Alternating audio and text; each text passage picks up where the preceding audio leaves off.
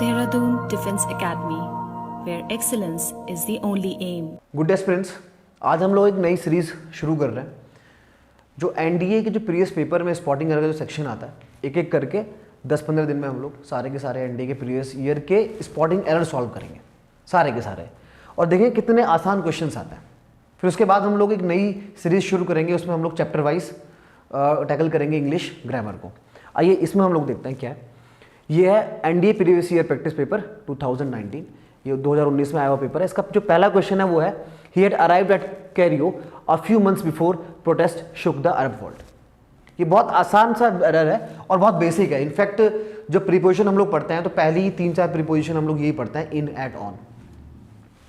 अगर आपने पढ़ा होगा तो किसी ने आपको बताया होगा कि भैया जो एट है वो हमेशा लोकेशन के लिए इस्तेमाल होता है, छोटी जगह के लिए इस्तेमाल होता है। बड़ी जगह के लिए हमेशा हम लोग इनका प्रयोग करते हैं। कोई कंट्री की बात हो रही हो, कोई स्टेट की बात हो रही हो, डिस्ट्रिक्ट की बात हो रही हो, आप मेरी बात समझ गए होंगे कि जब भी बड़ी जगह होगी तो हमेशा उसके लिए किसका प्रयोग करेंगे, इनका प्रयोग करेंगे। लोकेशन के लिए हम लोग बेसिकली एट का प्रयोग करते हैं। तो यहाँ क्वाइट एविडेंट है ये चीज़ कि भैया यहाँ एट की जगह क्या आना चाहिए, इन आना चाहिए। चलिए अगला क्वेश्चन देखते हैं हम लोग। अगले क्वेश्चन में क्या है, most of us who are older competitive runners are not able to race anywhere at the same speed as we do when we were 30। अब बहुत आसान है चीज देखने की, ये जो सेंटेंस है ये पास्ट की बात कर रहा है, ये सेंटेंस इसकी बात कर रहा है, पास्ट की बात कर रहा है। और पास्ट में हम हमेशा सेकंड फॉर्म का यूज करते हैं। इनफैक्ट फर्स्ट फॉर्म का तो यूज कर नहीं सकते। अगर आपको गलत, अब आपको ये नहीं पता कि सही कैसे करना है, आपको तो गलत का तो पता चल रहा है ना साफ साफ कि भैया पास्ट की बात चल रही है तो फर्स्ट फॉर्म तो आनी ही नहीं है किसी भी हाल में। तो यहाँ पे आप डू की जगह डिड का इस्तेमाल करें। तो इस सेंटेंस में ये एरर है, बहुत बेसिक एरर्स आती है एनडीए में। अगर थोड़ी सी मेहनत की जाए, अगर थोड़े से बेसिक्स पे काम किया जाए तो सारे के सारे स्पॉटिंग एरर ठीक करना कोई बहुत मुश्किल चीज़ तो हो नहीं सकती। आइए यहाँ देखते हैं, work hard lest you do not fail. देखिए पहले तो आपको ये बता दूं कि लेस के साथ हमेशा शुड का पेयर बनता है। सही सेंटेंस क्या होना चाहिए, work hard लेस्ट you should fail. ये सही सेंटेंस हमारा होना चाहिए। एग्जाम में वो हमेशा यही करते हैं और लेस के ऊपर नाउ एंड देन कोई ना कोई क्वेश्चन ये बनाते रहते हैं लेस और शुड के ऊपर, है ना। वो हमेशा ये करते हैं कि भैया लेस के साथ वुड लगा देंगे, आगे जाके जहाँ उन्होंने डू लगाया हुआ है वो यहाँ पे कभी विल लिख देंगे, कभी वुड लिख देंगे, कभी शैल लिख देंगे। लेकिन आपको पता होना चाहिए कि लेस के साथ पेयर में क्या आता है, शुड आता है। ऐसे ही और भी कुछ पेयर है, जैसे बोथ के साथ क्या आता है, हमेशा एंड आता है। वो एग्जाम में आपको एज वेल एज लिख के देंगे, इसके ऊपर भी बहुत बार आता है क्वेश्चन, है ना। आइदर के साथ और आता है, कई बार वो ये बहुत ही खैरी तो बहुत आसान क्वेश्चन आता है कि आइदर के साथ वो आगे जाके नॉर लिख देंगे। बच्चों को पता होता है कि भैया आइदर के साथ पेयर जो बनता है वो और का बनता है, नाइदर के साथ नॉर का बनता है, नॉट ओनली के साथ बट ऑल्सो का बनता है। तो इस तरह के जो सवाल आते हैं ना वो बहुत आसान होते हैं। और हर टीचर जो ढंग का टीचर है वो ये चीज़ें ना ज़रूर कराएगा, ये चीज़ों को भी छोड़ नहीं सकता, क्योंकि सबको पता है कि भाई एक ऐसा क्वेश्चन बनना ही बनना है, इसमें कोई शक वाली बात नहीं है। अगला क्वेश्चन है, the Eastern Ghats are home of 2600 plant species and this habitat fragmentation can pose a serious threat to endemic plants. देखिए जब भी हम लोग किसी जनरल चीज़ की बात करते हैं तो उसके पहले हम लोग वैसे तो अगर आर्टिकल की ज़रूरत होती है तो ए या एन का प्रयोग करते हैं। जब किसी चीज़ को हमको स्पेसिफिक करना हो, जैसे यहाँ पे ये होम जो है बहुत स्पेसिफिक, ये कोई जनरल चीज़ की बात नहीं हो रही है, यहाँ पे एक स्पेसिफिक होम की बात चल रही है जो ईस्टर्न घाट्स में, है ना। तो यहाँ हमको उसको स्पेसिफिक करना पड़ेगा और उसके लिए हमको डेफिनेट आर्टिकल दा का यहाँ प्रयोग करना पड़ेगा। सबसे मुश्किल जो क्वेश्चन होते हैं सर, मतलब मेरी नज़र में, वो आर्टिकल्स के होते हैं, क्योंकि बहुत ही सब्टल क्वेश्चन पूछे जाते हैं, बहुत ही ऐसे बहुत मुश्किल से क्वेश्चन आते हैं जहाँ पता नहीं चलता कि आर्टिकल लगाऊँ ना लगाऊँ। इसके बारे में हम लोग पूरे का पूरा एक वीडियो बनाएंगे आर्टिकल्स के ऊपर, और आप कोशिश कीजिएगा कि वो वीडियो आप देखें, तो मुझे लगता है कि उसके बाद फिर आर्टिकल के लिए कोई परेशानी आपको आएगी। चलिए अगला question, tributary current is fast moving current that sweeps down submarine canyons carrying sand and mud into the deep sea. अब ध्यान दीजिएगा, इस तरह के जो क्वेश्चंस होते हैं ना, बल्कि क्वेश्चन भी नहीं होते, ये एक सिंपल और सही स्टेटमेंट है, इसमें कोई गलती नहीं है। बच्चे अक्सर क्या करते हैं कि सही स्टेटमेंट्स में भी गलतियां वो लोग ढूंढ लेते हैं और कोई ना कोई सेक्शन लगा देंगे, ए में एरर है, बी में एरर है। इसमें कोई एरर नहीं है भाई। और नो एरर वाले क्वेश्चंस करना, सही करना, उसके लिए ग्रामर की पकड़ बहुत मजबूत होनी चाहिए, क्योंकि आप लोग कहीं ना कहीं एरर इसमें ढूंढ ही लेते हैं। नो एरर लगाने के लिए ना हिम्मत ही नहीं बन पाती बच्चों की कि हाँ यार मुझे कोई एरर दिख नहीं रही है तो मैं लगा दूं, चलो नो एरर। तो हर चैप्टर की बेसिक्स बहुत मजबूत होनी चाहिए, तभी आप ये नो एरर वाले क्वेश्चंस कर पाएंगे। Every one of the boys love to ride. देखिए इस तरह के जो क्वेश्चंस हैं ये मैं बोलूं तो प्रैक्टिस किए हुए क्वेश्चंस होने चाहिए ये चैप्टर के शुरू में ही। बल्कि अगर तुम लोग प्रोनाउन पढ़ते हो या एडजेक्टिव पढ़ते हो तो प्रोनाउन और एडजेक्टिव में कॉमन चीज पाई जाती है, that is distributive pronoun and distributive adjective. ये 4-5 वर्ड में यहाँ लिख रहा हूं, देखिए आप, each, every, either, neither, none और सर एनी, ये कुछ वर्ड हैं, दीज आर डिस्ट्रीब्यूटिव्स। ये डिस्ट्रीब्यूटिव है, ये डिस्ट्रीब्यूटिव प्रोनाउन भी हो सकते हैं, ये डिस्ट्रीब्यूटिव एडजेक्टिव भी हो सकते हैं, depending on how you use them. But nonetheless इन सब की एक प्रॉपर्टी है। प्रॉपर्टी क्या है कि सेंटेंस में जहां भी इनका मेंशन हो जाए, इनके बाद हमेशा सिंगुलर वर्ब और सर सिंगुलर प्रोनाउन का ही यूज होना चाहिए, जहां भी सेंटेंस में आपको दिख गई है। अब देखिए every one of the boys, every आ गया यानी डिस्ट्रीब्यूटिव आ गया, डिस्ट्रीब्यूटिव आ गया यानी इसके बाद वर्ब और प्रोनाउन कैसा आना चाहिए, सिंगुलर आना चाहिए। तो आप मुझे बताइए कि लव आएगा या लव्स आएगा, राम गो या राम गोज। सिंगुलर वर्ब में हम लोग ईएस लगाते हैं, राम गोज, तो ऐसे ही सिंगुलर लगाना है तो every one of the boys loves to ride. ये आप आगे भी देखेंगे, ऐसे क्वेश्चंस इसी साल के पेपर में आए हुए हैं जो डिस्ट्रीब्यूटिव के कॉन्सेप्ट पे ही हम लोग करेंगे। देखिए अगला क्वेश्चन ही आ गया, neither praise nor blame. Again वही डिस्ट्रीब्यूटिव आपको याद रहना चाहिए। अभी मैंने बताया था कि either, neither, each, every, none, any, ये सब क्या है, डिस्ट्रीब्यूटिव है। और डिस्ट्रीब्यूटिव के बाद क्या होता है, सिंगुलर वर्ब सर और सिंगुलर प्रोनाउन का यूज होना है। अब देखिए जरा, नाइदर प्रेज नॉर ब्लेम, सीम आएगा या सीम्स आएगा, वही बात, राम गो या राम गोज। जब सिंगुलर होता है तो राम गोज बोलते हैं ना हम लोग, तो सिंगुलर वर्ब में ऐसे ही हम लोग लगाते हैं। तो यहाँ पे क्या आना चाहिए, सीम्स आना चाहिए। इतने आसान क्वेश्चंस आते हैं एनडीए में कि अगर आप 4 से 5 महीने ग्रामर को थोड़ा सा डेडिकेशन के साथ आप दे देना तो ग्रामर आपको बहुत अच्छे नंबर दे सकती है। एनडीए में out of 200 it is very easy to score at least 160 marks. Cut off के लिए आपको 33% यानी ऐसा रफली मान लीजिए कि भैया 330 या 340 के आसपास आजकल मेरिट जाती है। तो आपने अगर 160 नंबर आप सीधे यहाँ ले आए तो मैथ्स में अगर आपके नंबर कम भी आ जाएं या जीके में थोड़ा बहुत कम भी आ जाए तो आपका काम चल जाएगा। इंग्लिश बहुत स्कोरिंग आती है एनडीए में। I will repeat my self कि कृपया इंग्लिश को थोड़ा सा वेटेज दें अपनी तैयारी के अंदर। बहुत आसान है इसमें स्कोर करना, और नंबर चाहे मैथ्स में आए, चाहे जीके में आए, चाहे इंग्लिश में आए, नंबर होता है, पेपर होता है। चलिए अगला क्वेश्चन करते हैं। Many a man has succumb to this temptation. ये क्वेश्चन बिल्कुल सही है, इस क्वेश्चन में कोई एरर नहीं है। अगर एग्जाम में एग्जामिनर जो है तुम्हारा अगर वो एरर बनाना चाहता तो वो क्या करता, या तो वो मैनी अ मैन में MEN लिख देता तो ये भी गलत होता, या वो क्या करता कि मैनी अ मैन, या तो ऐसे लिखता या वो लिख देता मैनी अ मैन हैव। देखिए अगर उसको एरर बनानी होती है, सेंटेंस ही बिल्कुल सही है, अगर उसको एरर बनानी होती तो क्या करता कि मैनी अ मैन लिखता MEN या मैनी अ मैन हैव लिख देता। बच्चे क्या करते हैं कि वो उनको मैनी दिखता है तो सोचते हैं कि भाई नाउन क्या है जो तुम्हारा प्लूरल आना चाहिए, या जो वर्ब है वो कैसे लगनी चाहिए, प्लूरल लगनी चाहिए।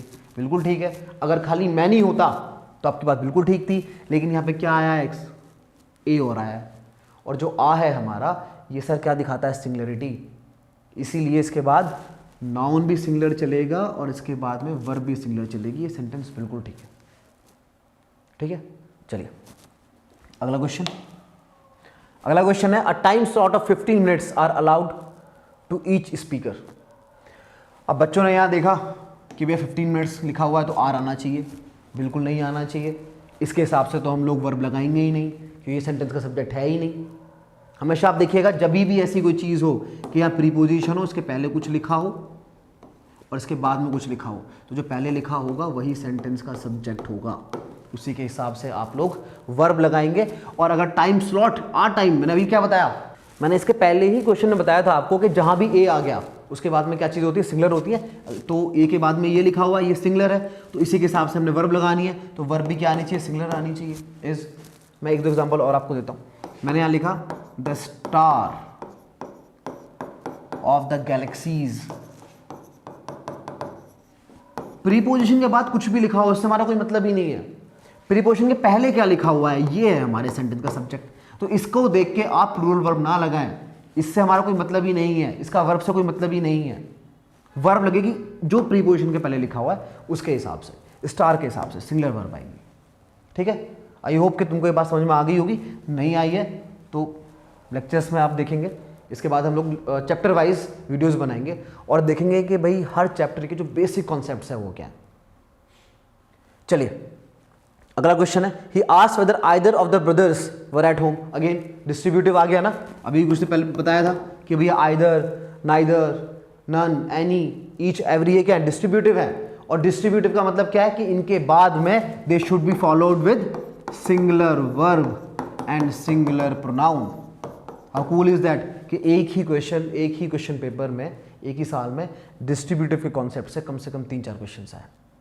चलिए, he asked whether either of the brothers were at home. मैंने बताया कि भैया इनके बाद वर्ब कैसे आनी चाहिए, सिंगुलर आनी चाहिए, तो आप बताइए वर रहेगा यहाँ। चलिए अगला क्वेश्चन देखते हैं हम लोग। पहला क्वेश्चन है, opening his letters, reading them carefully and sending them for his clerk, he dictated answer with them. देखिए जो वर्ब है डिक्टेटेड, इसके साथ जो प्रीपोजिशन यूज होनी है वो विद नहीं होनी है, वो टू होनी है।